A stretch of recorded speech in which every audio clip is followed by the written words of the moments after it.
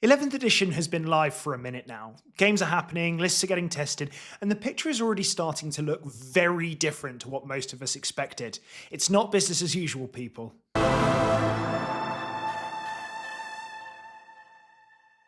So today I want to talk about early learnings. What's actually true once the dice start hitting the table and not just theory crafting. So stick with me through this because some of this is going to change how you're thinking about your list right now. First thing that's become obvious, whatever you want to do in this game, score, kill, deny, you need to be able to do it fast. That's not a tip anymore, that's the entry level. And speed isn't just your movement characteristic, it's advance and do stuff, it's up and down abilities, it's how quickly you can actually be where the game needs you to be. Between towing into ruins, the hidden rule, the new charge rules, and how terrain is playing out on the table, it's become really clear that mobility matters more than anything else right now. It's really important to focus on those details right now because otherwise you will fall behind, especially as we all shift towards a more unified terrains layout. A second big learning is that scoring in these asymmetric primary missions is significantly easier than it was in 10th, which sounds like good news, and it certainly is, but it changes the shape of every game you'll play. Games tend to be a lot more balanced now, unless there's a genuine skill gap or a rough matchup. That means the margins are tighter. The games you used to win comfortably are now games you actually have to fight for. And here's the bit that actually matters. Knowing how to deny your opponent's score while still executing your game plan is really the key. Not one or the other, both at the same time, every turn. Because learning how to stop your opponent from doing what they need to is the new real skill for 11th. It's something that top players have been doing for a while, but equally it's something that I think everyone is now going to really need to have that knowledge around. So when we're looking at dispositions and when we're looking at our matchups, we've got to consider what our opponent's missions are a lot more these days. It used to be, oh, well, I just don't like playing Purge with this army. That is now not possible because you might play Purge 5 times in a tournament, and right now that's quite likely. So it's really important that now we take that extra breath, look at how we can interact with our opponent's game plan, and factor that into our initial testing. Survivability has massively changed. Now here's the one I think that's going to sting for Dark Angels players. The changes to cover have drastically changed survivability. It's harder to get cover, and cover is now a ballistic skill modifier rather than a -2 AP. 2-up saves have suffered the most from this change. If your list leaned on heavy armour and assumed it would hold up the way it used to, that assumption needs revisiting. Meanwhile, invulnerable saves have become a lot more valuable. Monsters and vehicles with invulnerable saves are so much stronger. Think greater demons, think the lion. That's the kind of profile that's quietly become a much bigger problem to deal with because now they're also -1 to hit, and it's very easy with those single models to gain the benefit of cover. It's a lot more difficult if you're doing it with infantry, but equally there's certainly ways to do it, and that's also led rise to the -2 to hit shenanigans that we're doing a lot of the time as Dark Angels players with ICCs, and obviously we need to bear that in mind when we are planning to go in and how we're going to be able to kill things. Do we have units that ignore modifiers? Is this now suddenly the time of the Deathwing Terminator? Because not only do they have an ignore modifier ability, they also have a 4-up invulnerable save. So they are genuinely worth a revisit, especially when they play so well with the new Librarius detachment that can allow them to get that extra AP or get that bit of extra movement and push the game in a way that's going to punish your opponent because they're going to be legitimately very difficult to kill. You couple that with ICCs right now, and I think your opponent will have a genuine struggle in shifting you.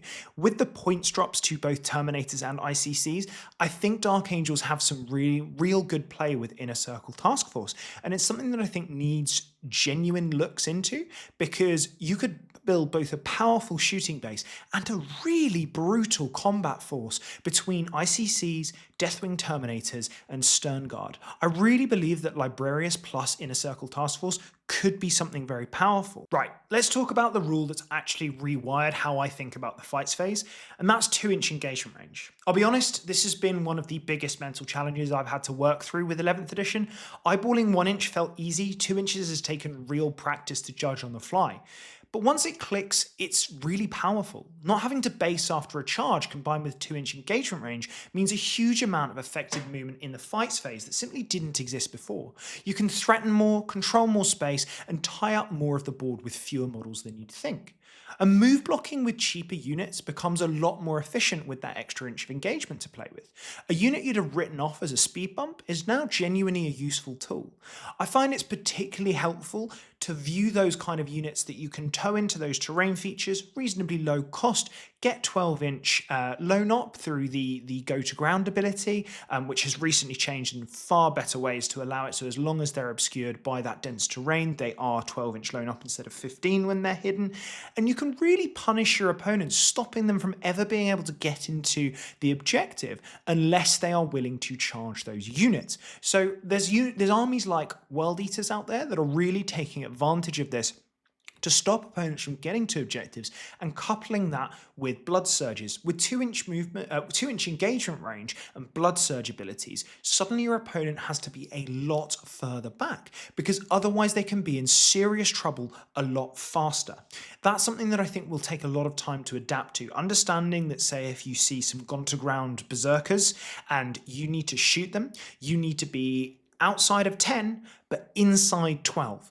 That's quite a difficult one to get a critical mass of units. So we've got to plan where we're going to have that shooting profile and how we can maximize its benefit without our opponent being able to get the jump on us and ruin our days. That's going to take a lot of practice, and I think that's one of the harder things. So as much as this does feel like a shooting edition, there are still so many tricks, and the fact that you don't need to base in the charge phase now is massive for getting that extra movement. Overrun moves as well can really help you tag up more stuff.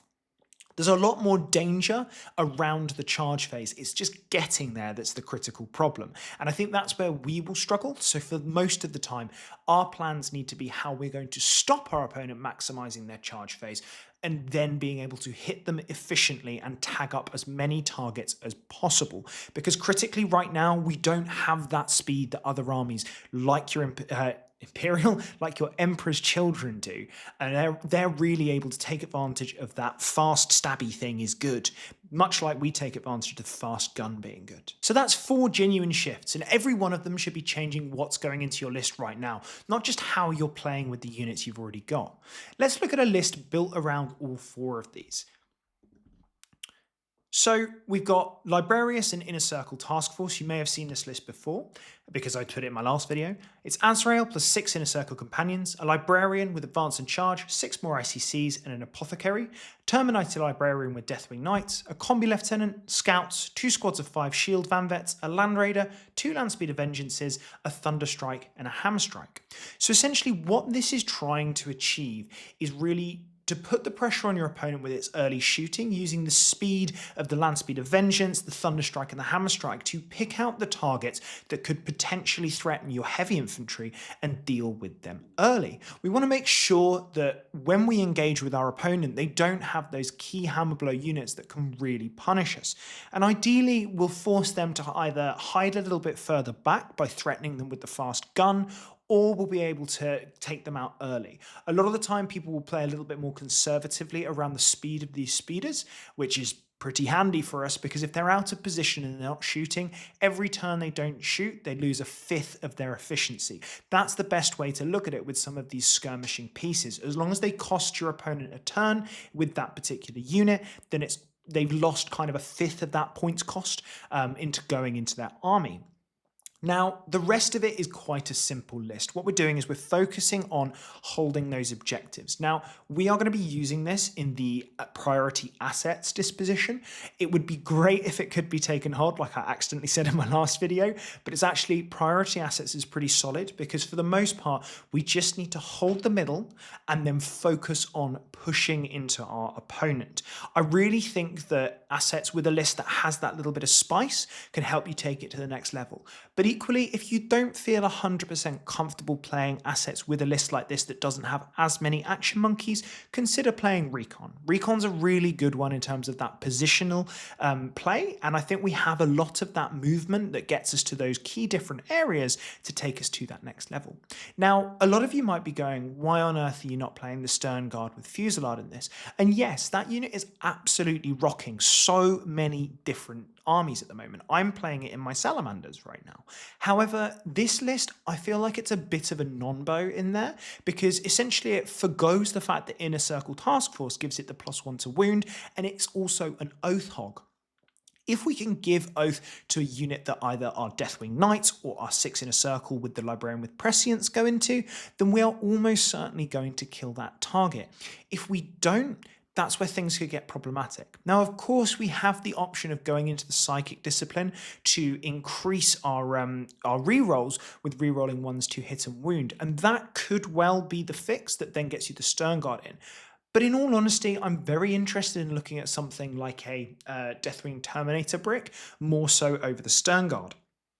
Because as mentioned previously, I think that there could be some spice to these Deathwing Terminators now. Now that they ignore mods innately, I think there's something there. And those plasma cannons, now that they're only doing 1 mortal wound if they do hazardous, they could well be something that we could really efficiently leverage and hurt our opponents. They're not incredible, they're not as if they're going to be an auto-clued in every single list, but I think there's something to it, and it's something that's worth exploring. So now may be the time to get those units off your shelf and give them a go, because Librarius gives a lot of real nice stuff. So this is only an STC. This is something that you want to be adapting and taking to that next level, which is why I'm suggesting, instead of talking about the list, that you look at those different units. If you want to hear a longer and more in-depth analysis of how you play this list, then just go and watch my previous video about 11th edition. That'll help you out, giving you a full breakdown and kind of going through how you can build a competitive list for Dark Angels. But in this one, I want to focus a little bit more on what some of those changes you might want to look at. And particularly for me, I think those Deathwing Terminators demand a little look at them. They may end up not working. And that's absolutely fine. We are still early in 11th edition. These are hot and dirty takes. There doesn't need to be a, this is clearly the best thing right now. Because quite frankly, the best Space Marine at the moment is not a Dark Angel. And that's fine. But there's probably something that we can find that will take us to that next level and ensure that we stay competitive. And quite frankly, I want Deathwing Terminators to be incredible, because I started Dark Angels because I love the Deathwing. I love the idea of this charging line of Space Hulk clad armored awesome dudes absolutely ruining our opponent. I started Dark Angels back when they had that like super weird transhuman ability that was absolutely broken and needed immediate nerfing. So I was very blessed in that. So of course, shock horror, I quite enjoyed playing it, but it also played into the fact that I just always loved the Terminator models.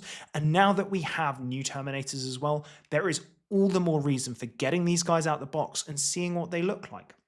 In all honesty, maybe there are some all Terminator lists that you could look at. I think that the ICCs are likely to see a change in their rules because it's not healthy for the game to see -2 to hit being spammed across all over the board.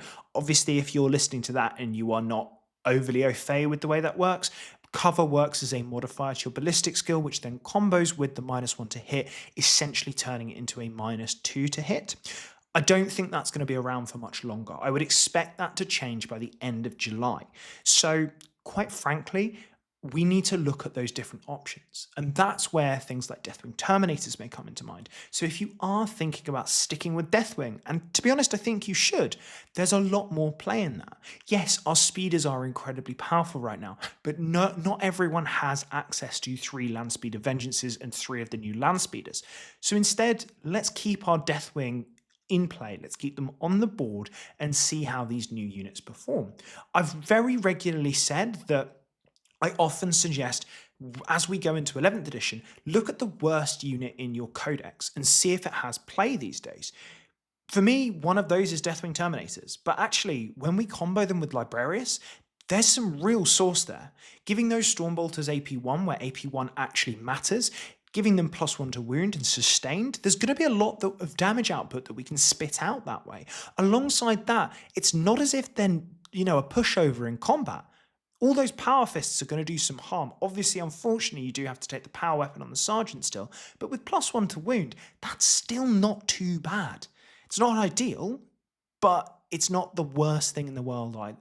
So I think there's more play that we need to look at, and Obviously this is a starting point for you, but view it as a starting point, not the be all and end all. So critically, none of this is built on assumption anymore. Every unit here is doing a job that we've actually confirmed matters on the table, not a job we hoped would matter when the rules first dropped.